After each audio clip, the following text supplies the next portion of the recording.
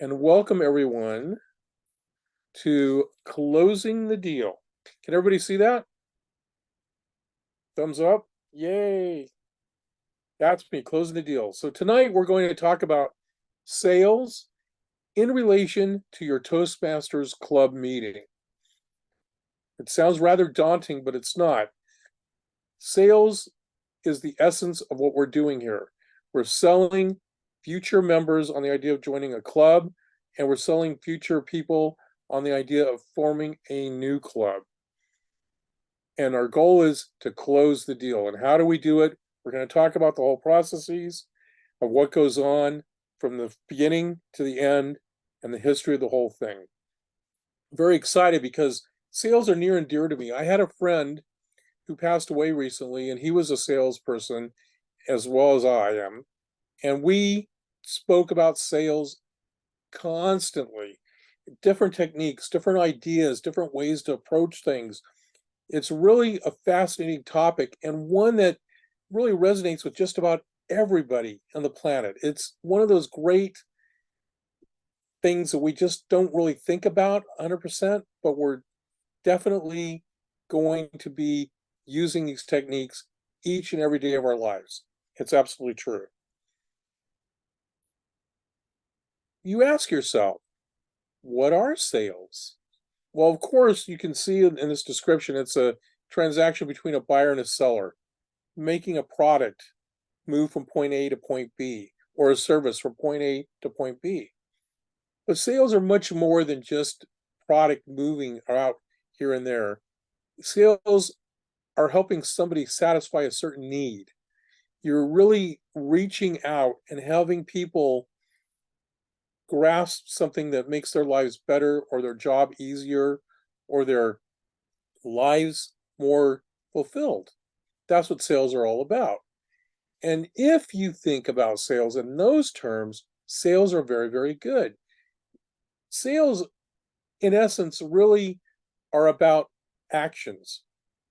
When you sell something, you're creating an action, and that action makes results happen. Now, for instance, we don't want to confuse it with marketing. I put that in here because marketing tells us about the product or service, but does not necessarily sell us on a product or service. Because when you sell something about a product or a service, you have to have a certain benefit. In the case of Toastmasters, the benefit, of course, is better improvement of yourself. That's the number one goal of Toastmasters. Certainly, you become a better public speaker, better presenter, but most importantly, you're gaining confidence in yourself as a Toastmaster to go out and be the best that you can be. And that is really the essence of what we're selling at Toastmasters, to gain that confidence to be the best that you can be.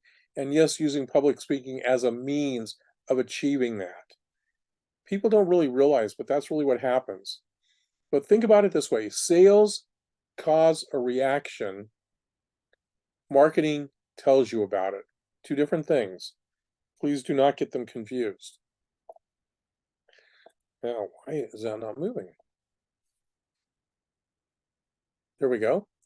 And now I want to talk a little bit about salespeople.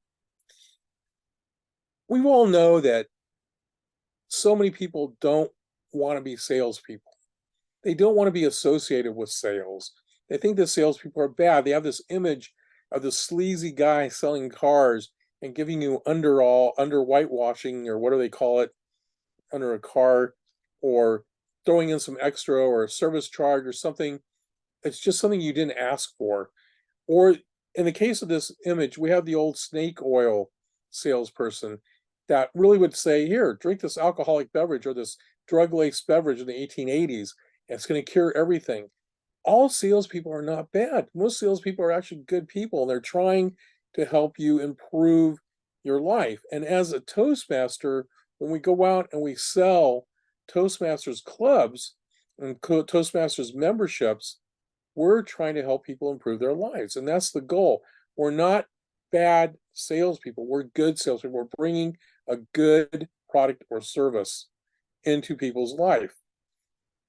I know that a lot of people have a connotation about sales being bad. I had a major kerfuffle, I believe is the word, with a regional advisor at district officer training this year. She said, "You don't need to be a salesperson to sell new clubs." And I said to her point blank, "I'm sorry, but I totally disagree. You need to be able to sell the concept and the ideas of what Toastmasters is all about to have a new club. That's what it's about. And you have to be a salesperson to do that." She goes, "Well, I'm not a salesperson. I did." And I go, "But yes, you are a salesperson, because everybody is a salesperson. Everybody, in some form or another, is selling something.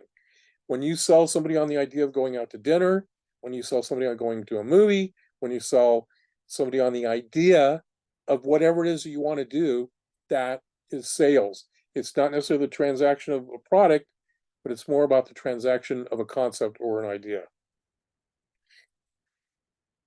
Sales is the oldest profession in the world. Now, the Bible says, and a lot of Christian fundamentalists believe, that it's prostitution, but no, sales are the oldest profession. Nothing would happen without somebody agreeing to something else happening, to a product or a service happening. Before anything else happened, there had to be an agreement that there was a need and somebody filled that need. Somebody needed wheat to make bread, so they did that, and they traded a goat for that in the barter system before the monetary system really became popular in the ancient days.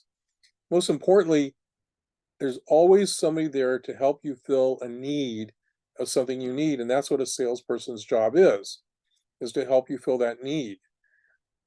When we talk about sales being old, I mean, we can really trace it back to the beginnings of humankind.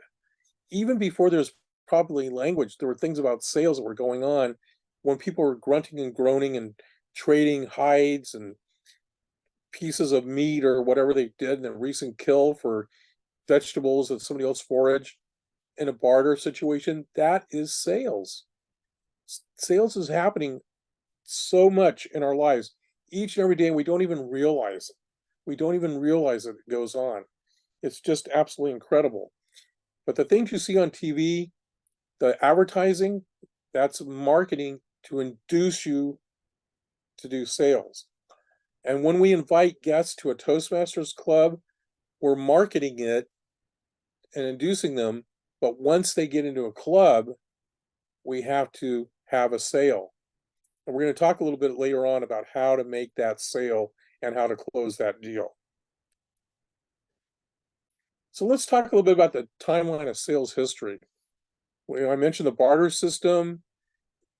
There was traditional marketplaces that sprung up that exist even as to this day.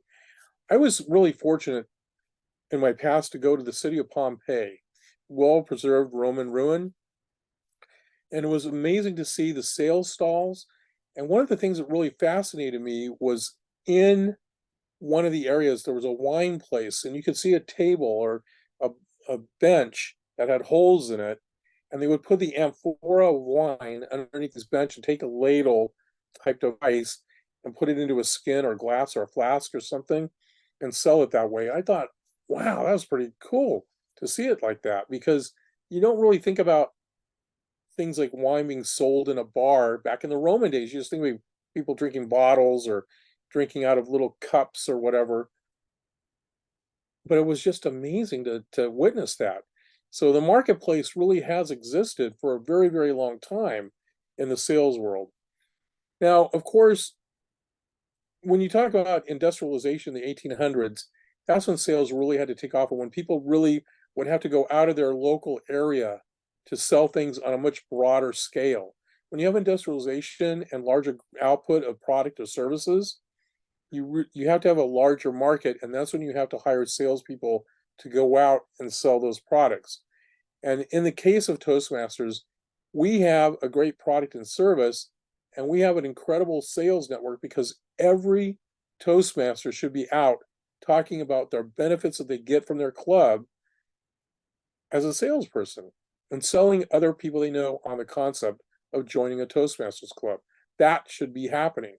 And I don't know how to really get people to motivate to do that, because a lot of people are shy You don't want to talk about it, but it's really a great thing because when you can go out and demonstrate the skills that you're learning in a Toastmasters club and talk about it on a mass market situation, that's when clubs are really going to start to grow.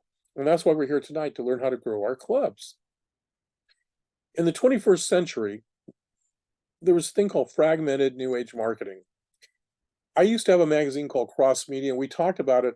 We were so ahead of our time that the sales and marketing of products and ideas would be fragmented across various forms of media. So today's salesperson has to be in all various medias all the time. We're talking about print. We're talking about social media. We're talking about print media. We're talking about being out into the public, doing presentations, doing all those things that need to be done to get to a wider audience, because as the markets get fragmented, your core audience gets smaller and smaller, yet your audience grows larger and larger. It's really, really converse how that works. It's very confusing sometimes. Like, where do you go? How do you go out and talk to people? Who do you talk to? How do you do your research? All these questions are out there, and it's a lot of work. It is a lot of work. And the professional salesperson of today does so much more than the professional salesperson of even 10, 15, 20 years ago. When I was selling magazine advertising, I had a set group of people I would talk to because we had a very specific product niche in the business world. And that niche was very defined. So I knew that in Los Angeles, there were approximately 200 potential clients in the Los Angeles basin for this product or service that we were selling. And that was it. So you would go and talk to these people, and it made it relatively easy. And then the internet came around, and digital publishing came around and changed everything. And then the market became very fragmented and opened up. It's really quite amazing how that works. And today, we do internet searches to look for our potential clients. We try and narrow it down. We try and prospect. We look for things to how we go about it in a different way than we used to. It used to be the phone book, recommendations from people. And by the way, the number one sales tool of all, if you get nothing else out of today, this is it right here, is that a personal recommendation from a trusted friend or colleague is the number one source of great sales. And that means if you are a trusted friend or colleague and you tell somebody about a Toastmasters club, they're going to really listen to you because they trust you, and they're hopefully going to show up to a meeting. And then you can close the deal. That's the goal. But think about it. If you're that trusted friend, you really have the advantage. Now, I have an image here of a cashier at a fast food restaurant. And I did this very deliberately because my first job I ever had was working at Wiener Schnitzel when I was 16 years old as a cashier. And the first thing they taught me, and I would never forget this as long as I live, they taught us in training that when you're in front of that cash register, you have approximately 3 to 5 seconds to engender trust in that client. And if they trust you, then you can do the upsell. Would you like fries with that hot dog? Would you like an apple pie with that hot dog, or whatever it is that you're trying to upsell? It's very important to engender trust. And how do we do that? Well, number one, you have to be yourself. So if somebody, as I just said before, if you're a trusted friend or colleague and you're out selling Toastmasters, you just have to be yourself. Look somebody in the eye and be sincere. Be honest, be forthright, and say, look, I'm having great success in Toastmasters. I'm learning how to be a better communicator. My job is going better. I'm getting noticed. I'm getting better projects at work, whatever it is.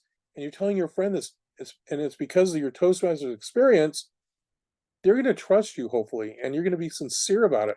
But you must be yourself, and you must be truthful. You must be empathetic, and you must be sincere. If you do those things, they're going to listen to you. they're going to take you seriously.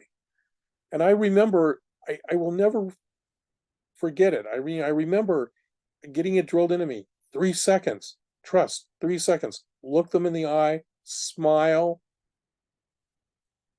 and then hopefully you'll be able to do the upcharge. And I was pretty good. I got promoted to the national sales team, training team for Wiener Schnitzel. I used to fly around the country teaching people how to do Wiener Schnitzel at age 17. That was really quite a thing back then. It was a lot of fun, but more importantly, it's because I was able to take what they taught me and turn that into upping sales and learning how to use the system. And if you think about it in a vein of Toastmasters in a club meeting, when you meet somebody and you greet them when they come in the door and you shake their hand, you look them in the eye and you smile, they're going to hopefully trust you because you're not going to be sneaking around and kind of doing weird things. So please, when people come in the door to a meeting, greet them, smile, look them in the eye, try and engender some trust that you're going to take care of them through that meeting. And in exchange, hopefully they'll take care of you and become a member. That's one of the big goals. Now, a lot of people say, I don't know how to do this. How do I find my voice? Well, that's what Table Topics is all about, really. If you think about the quote unquote elevator speech, that's what Table Topics is. It's that on steroids. The elevator speech is really 30 seconds or less. You're stuck in the elevator, you didn't know you were going to be there, and there's a guy you wanted to tackle, the CEO of a company, you want to sell a product or service. You have 30 seconds to stammer out between floors. Hello, sir, my name is Ken, and I'm here to see you, and I want to talk to you about blah, blah, blah, blah, whatever it is. And you kind of blurt it out. Table Topics teaches us to be more proficient in our language and the way we approach things, and in our sales pitches as well. When we're talking to those people out in the real world outside the Toastmasters meeting, think of the Table Topics 30 seconds or less. Why is Toastmasters beneficial? Why does Toastmasters work for you, the individual? How have you gained by being a Toastmaster? If you can cram all that in 30 seconds, and I know all of you can because you do Table Topics every week at your meeting, you will hopefully be successful in attracting that person to come to the meeting, and most importantly, sell them on the idea that Toastmasters is going to be good for them as well. So that's what Table Topics is all about. And let's not forget that a Toastmasters meeting is really developed around the whole idea of business. I mean, you have an agenda like you would in a regular business meeting. You do it in a Toastmasters meeting. You have Table Topics, which is your sales presentation. You have your actual speeches, which are, again, presentations, long form. You have evaluations, which helps you refine and work and hear about objections potentially in a sales situation. It's all there in a meeting, every little component. And as a grammarian, as an odd counter, you're listening, and that listening skill is very important because in a sales situation, you don't want to do most of the talking. You want your client or prospect to do most of the talking. And we are going to talk a little bit more about how to do that with the visitors as well as we get into this a little further. There were old ways of doing sales and new sales techniques. And I want you to look very carefully at this slide. The old process of selling was you would go out and make a contact, you'd see if they're worth anything, you'd make a presentation, and you would attempt to close the deal. That's basically shoving something down somebody's throat that may or may not want it. And most people shun away from that sort of sales. That goes back to that sleazy car salesman. That goes back to the guy who comes up to you on the street and says, hey, want to buy a used radio for $20? I mean, whatever it is, it doesn't matter. That's a really bad sales technique. The new process of sales is very much a way to gain new members because you want to build a relationship. And building a relationship, especially in a Toastmasters club, is having that person become part of the group in the sense that they're at the meeting, the visitors there at the meeting, they become a part of the group. They're answering table topics. They're saying who they are in the beginning of the meeting. At the end of the meeting, they're talking about their impression of the meeting. You're building a relationship with them, some sort of a back and forth, and maybe even getting them in on a little joke here or there. And at the same time, you're going to ask them in the beginning of the meeting, why are you here? And that's going to be called identifying your needs, or their needs in this case. They need to be there for some reason. They need to be there to learn how to be a better speaker at a wedding reception or at a sales presentation or something else that they're doing. That's why they're there. So let's identify those needs and then say, yes, Mr. or Mrs. Visitor, we can help you with that need. We can help you so much. And then you talk about your solutions. Your solutions in this case are the ability to get up and talk and learn and grow in a Toastmasters setting. The idea is to really make them feel comfortable that they can fail in a Toastmasters meeting and yet learn. And that is a really important thing. And it says here, confirm and take the order. Well, in this case, you confirm that they really need the service that Toastmasters provides, and you hand them an application. And always make sure you have applications. Never go to a meeting without at least 5 applications, blank ones, and get them to sign up, and you're golden. That's how that works. It's amazing. It's amazing. Now, as I said before, sales are not operations or marketing. And this is an important point because when we make a sale of any product or service, we're doing it to help somebody satisfy a need. And of course, you want to make a profit if you're selling a commodity, and you want to make the customer happy because you're filling their need. But the operations part of it is equally as important because once a sale's made, the sale, you've shook hands, you've agreed to transfer this product or service, but it's not 100% done. A sale's not done until the customer is totally satisfied. And I don't mean in the payment sense, I mean in the sense of using that product or service. And that's where your operations come in. So you want to have a good club meeting to make sure that they feel like they're getting the value of being there, the value that they want to get out of being a Toastmaster. And that's important, as equally as important as actually asking them to join. If you have a solid, good club meeting and not running around unorganized, you are going to be able to really take advantage of cementing their decision to become a Toastmaster. And it's not just for new members, but for the current members as well, because you want to reinforce with the current members the idea that, yes, it's really important that we've made this decision, that we've made the jump to being into Toastmasters. We've made this beautiful thing happen. I think that it's really out there to be done. A lot of clubs, they have these meetings and people kind of go shuffle off at the end of the night. I've seen it happen. And it's really distressing. But when you have a lively, fun meeting, people feel energized and reinforced. And then they're going to be the ones that go out and tell the world about it, as we said before. Tell the world about that beautiful meeting and the things they got out of being a Toastmaster. So when you think about it, you don't really want to, your meeting quality does attract new members, but it also helps reinforce the decision made. And you always want to reinforce that decision because it's called being a repeat customer. And that's when renewals come into play. If you have a great, strong meeting and people are happy, they're going to sign up and renew.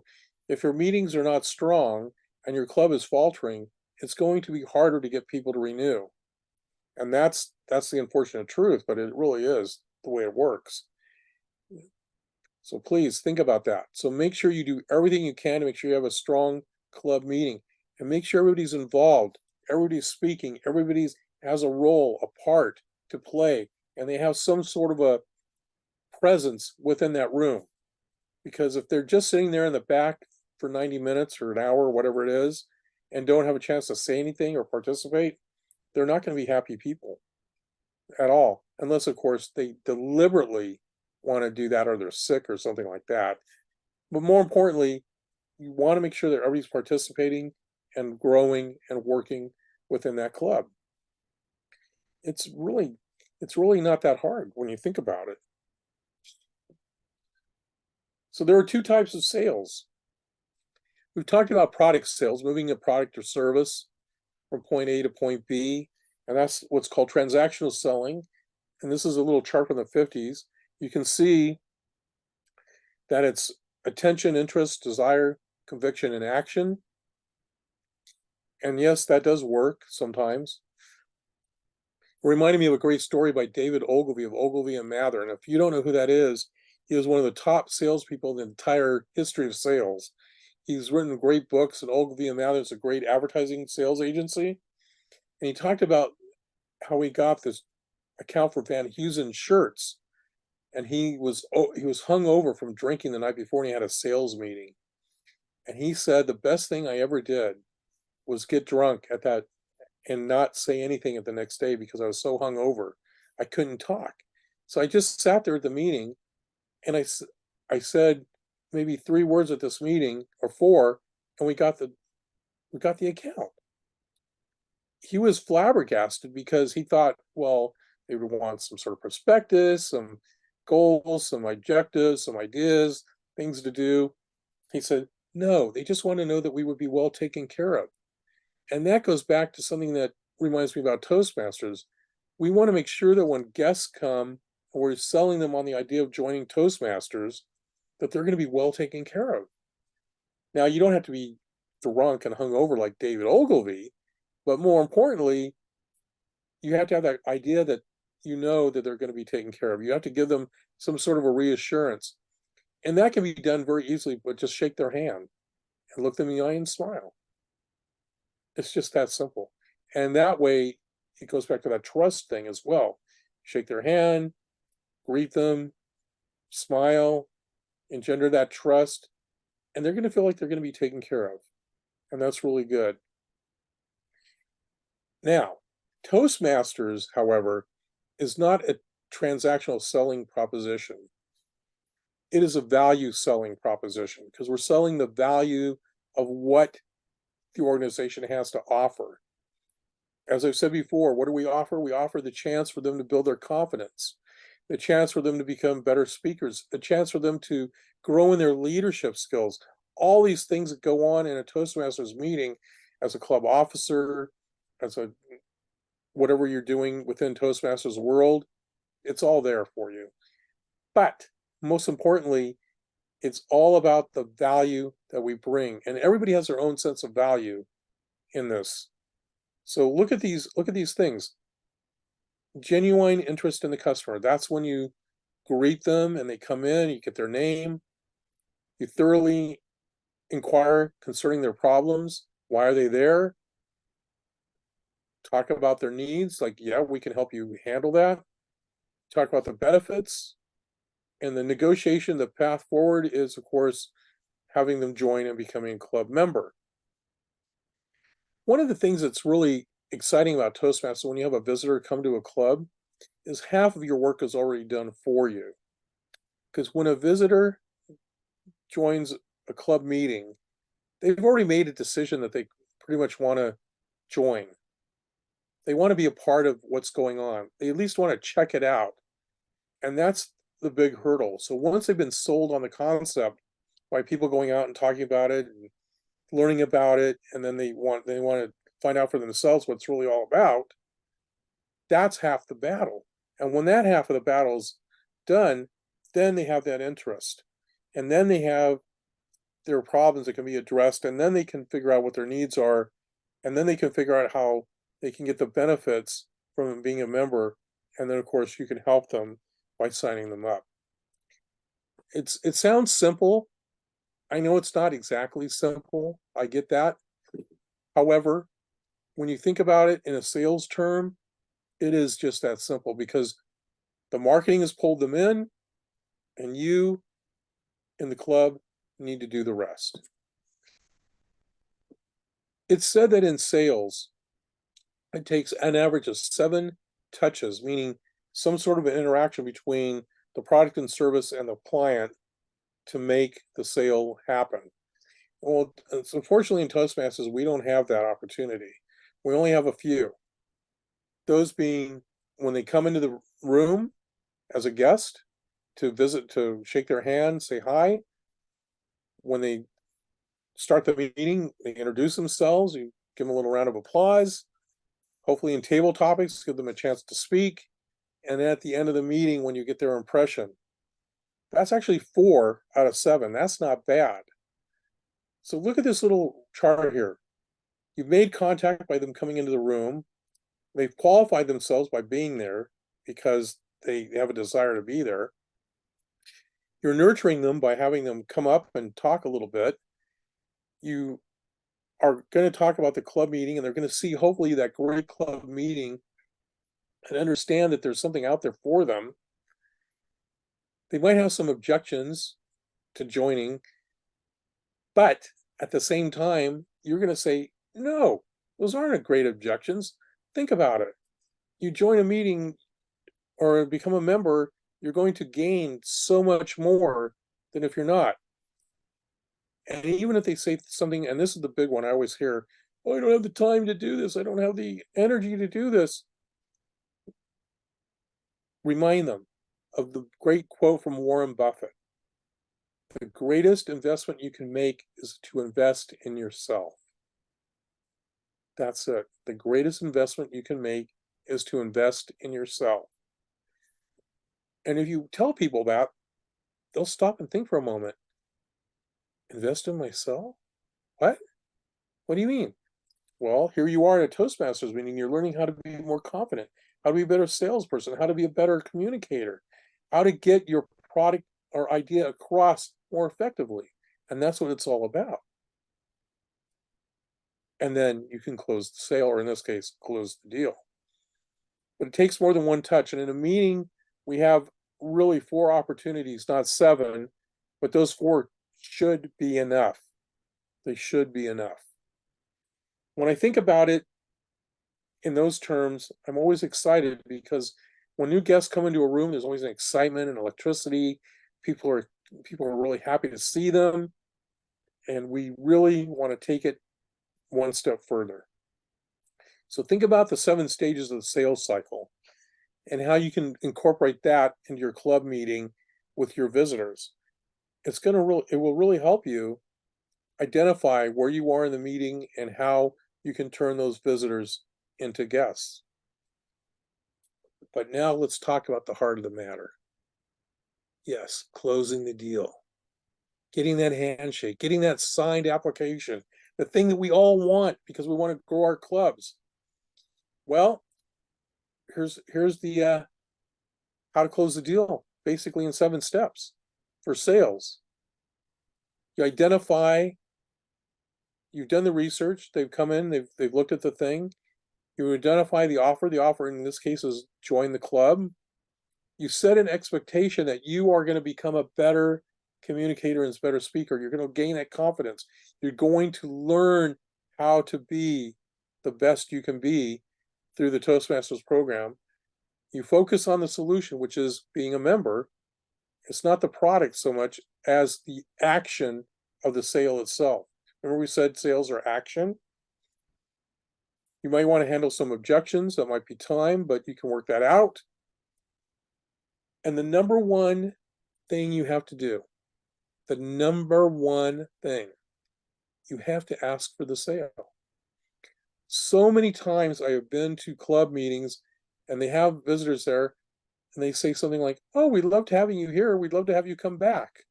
No, never say that. Never, ever. Say, we loved having you here. We want to invite you to join our club. We loved having you here. We would love for you to be a member of our club. We loved having you here. We think that you would be benefiting from being a member of our club. These are the things you say to people. You don't say, just come back. You need to push them and give them a call to action.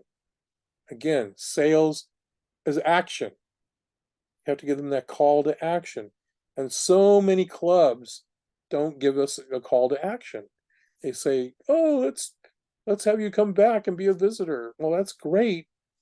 However, you're not going to get a member that way. And if they know that you're not serious about having them become a member, why would they be serious about being a member? You have to give an intention that they need to join. And if they don't, at that time, you have to make sure you follow up immediately after the meeting with your club membership director or your club VPPR or your vice president of education or even the president of the club or all of them should all follow up with those visitors and see why they didn't join, talk to them, find out what's going on, and ask them again why they would not want to be a member. Now, there may be some legitimate reasons, like they want to check it out and see what it's all about, and there's something that can prevent them, work, physicality, have to take care of a sick relative. You never know. I mean, not every single visitor is going to turn into a member. However, if you use this program and you use these steps, 9 out of 10 will become members. And that's the goal of any club, because we want every club to be distinguished or better. And to do that, you have to have your membership goals met. The education goals are relatively easy to hit. The administrative goals are relatively easy to hit. The hard part in a Toastmasters club meeting, in a Toastmasters group, is membership. And it's not just in California where we are, but around the world, it's always about membership and getting people to sign up. That is the number one hardest part. And if you do your research, and if they come and do their research, and you make the right offer to them to join the club, and you set their expectations that they're going to learn and grow, and you focus on how they're going to do it by giving them a mentor perhaps, and you ask for that sale, I believe firmly that you will convert those guests into members. Never say come back and visit us again. Ask them to join. Ask them to be a member. Invite them. Invite them. People like to be invited to things. They love that. So please think about the phrasing. Well, you have to be yourself, but these are just some of the ideas that are out there. You have to be yourself, but you must invite them to join. Ask them to join. If you don't ask for the sale, you're never going to get it. It's actually been said that the top 90% of salespeople, or I'm sorry, the top 7% of salespeople ask for the sale. 93% of the people who are salespeople do not ask for the sale. It's really quite fascinating why that happens. Now, I've known myself to be rather aggressive that way in my own business. I always ask for a sale whenever I'm with somebody presenting product that I sell, because if I don't ask for that sale, I'm not going to get it. They're not going to call me. They're not going to say to me, oh, I want it. No, you have to really ask them to purchase that product. And in this case, you have to ask them to become a member. If you don't ask for the sale, it just won't happen. So please remember that. That's so, so, so important. Now, welcome to your new club, your member. You've made the sale. They've signed the sheet. You got them into your website. You've done it all you can do. You've mastered the art of closing. You're your authentic self. Your meetings are good. You're giving them benefits and value. You're making sure they're participating. Doing all of this helps make sure that you are going to be the best person to help your club grow. And that's what this is all about. So what I'm going to do is I'm going to stop sharing the slides, and I know you're going to have a lot of questions, I suspect. So please, let's hear about it. Let's hear your questions. Ken, I have a question. Yes. So I've heard a lot of people in Toastmasters say that that it's better to have guests visit 3 times before inviting them to join. What's your thought about that? No, I disagree, and I'll tell you why. Because if they visit for 3 times, why can't they think they can visit for 100 times? You need to ask them each and every time if they're there to be a member. And after the 3rd time, I believe there's a Toastmasters policy that after the third time they either become a member or they're banned or something. I don't know what it is. I've heard that, but I'm not really sure. But you really need to make the point that they're there for a reason, that your time is valuable, their time is valuable, and you want them to be a member of the club. And that's something that I believe is endemic to every club around the world.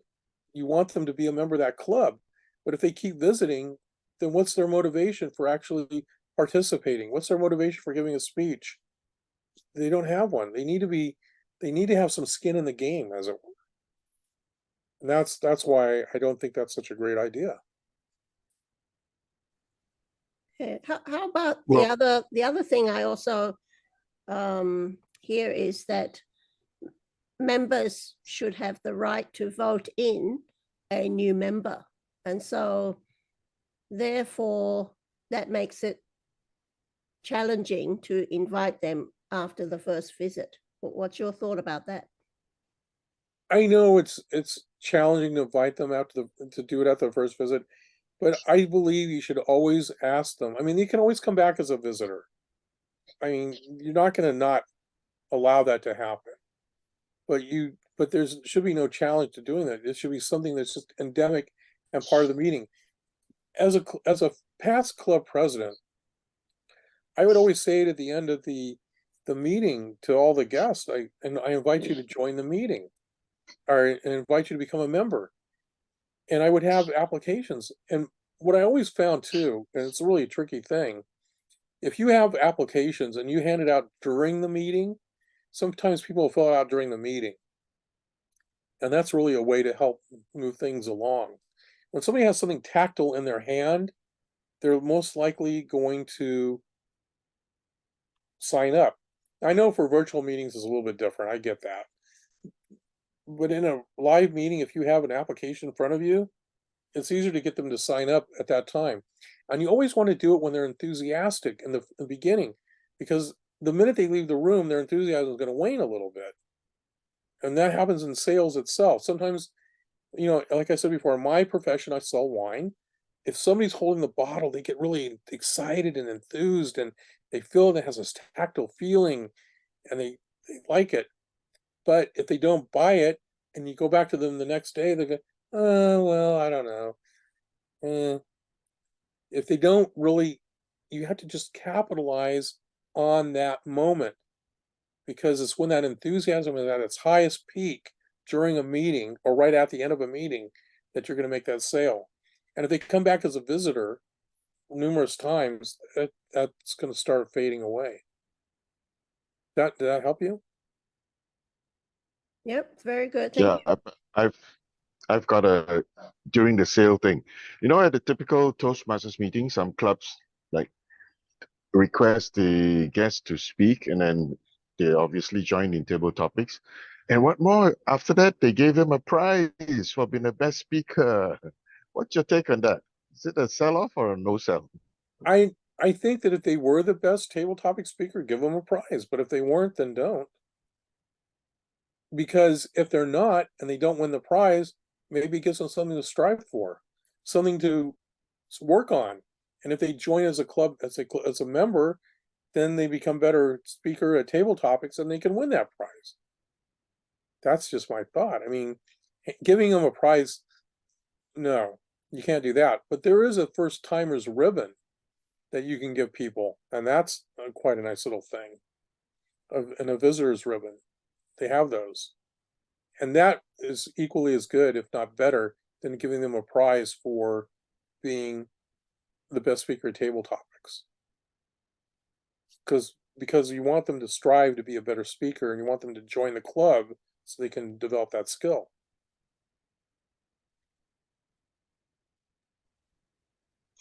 I have Yes, a no? question too.